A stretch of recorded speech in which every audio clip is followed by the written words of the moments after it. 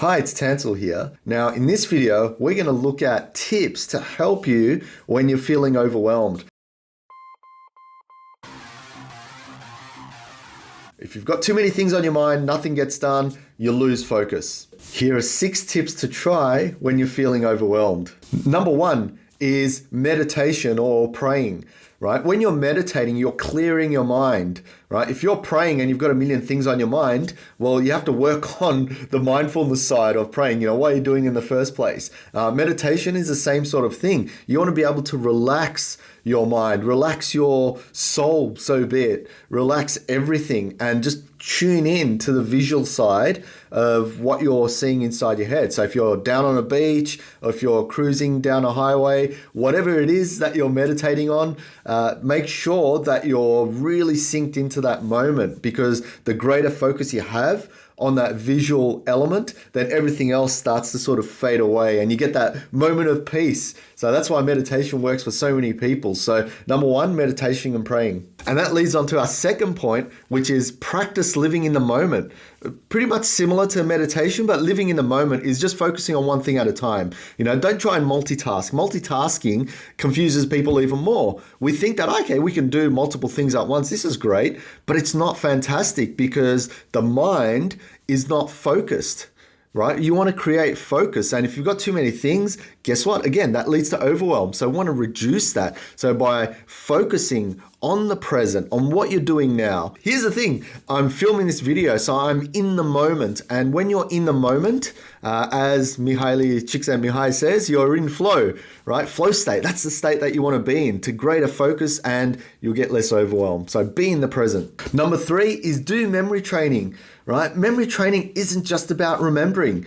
It's being in the moment, just like meditation. When you're going through certain techniques like the memory palace, you're going to each location and you're visualizing it. When you're memorizing numbers, playing cards, this is an exercise in being in the present, creating flow, being mindful as well. So just like the other tips that I had, memory training is a fantastic way, and there's side benefits too. So you're improving your creativity, improving your concentration and focus as well, and you're understanding how to do it for a certain period of time. And then you can transfer that skill to daily life as well. So you can get a bit more clarity. You can get a sustained ability for concentration and performance. So think about that. Memory training is very powerful for you. Number 4 is clean up.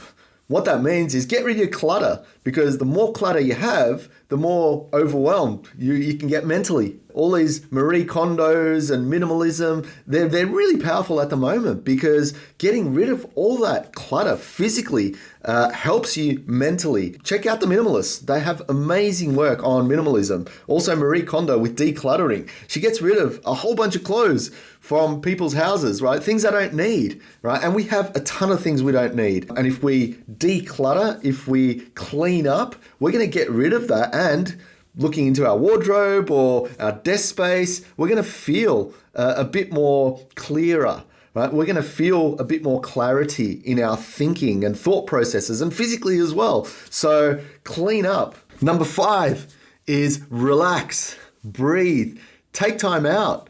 If you've created a busy schedule, that's your problem. You don't have to start from the time you wake up to the time you sleep and fill up your whole calendar. That's not a good practice. In fact, what I tell people is to create blocks in their calendar, blocks in their schedule in their day where they're doing nothing. In fact, a Harvard study showed that 20 minutes a day of doing nothing actually makes you more productive. Think about that. So relax, breathe, take time out, go for a walk the dog, ride the bicycle, do some exercise, whatever it is that takes your mind off things. Because if you could start doing that, you're not only going to get rid of some overwhelm, you're going to start enjoying life as well, instead of being in this boring rut. Which leads me to my final point. Exercise. I know I mentioned it in the last point, but exercise is a whole category on its own. Why? Because you're building up energy. Yes, you're using energy, but that exercise gives you energy for later on as well. So it's proven that exercise does help out in so many situations, not just physically. You're doing that one task, you're exerting effort, you're being in the moment, you're being happy. There's a lot of people that don't like exercise probably watching this now. That's okay, right? Doesn't have to be full on strenuous exercise. You can go, like I said before, go for a walk, or you can maybe just go down and do a couple of push-ups. Who knows, right? Whatever you enjoy doing, do that. Whatever you want to do, as long as you move your body. So there are my 6 tips to reduce overwhelm. Obviously, a lot of these overlap, and you'll notice a theme for mindfulness and exercising and decluttering from our brain, being mindful and being in the moment. These are really powerful messages, and things that repeat get stuck in your head as well. So there's a memory trick right there. Think about those 6 tips. Number 1, meditation. Number 2, practice living in the moment. Number 3, memory training. Number 4, clean up the mental clutter and physical clutter. Number 5, breathe, relax, take time out. And number 6, exercise. Hopefully that's helped you. If you have any more suggestions, feel free to comment down below. It'll be awesome to hear ideas as well, and it'll help others in the process. If you haven't subscribed to the channel, please subscribe, as it really helps me out. And I'll see you in the next video. Cheers.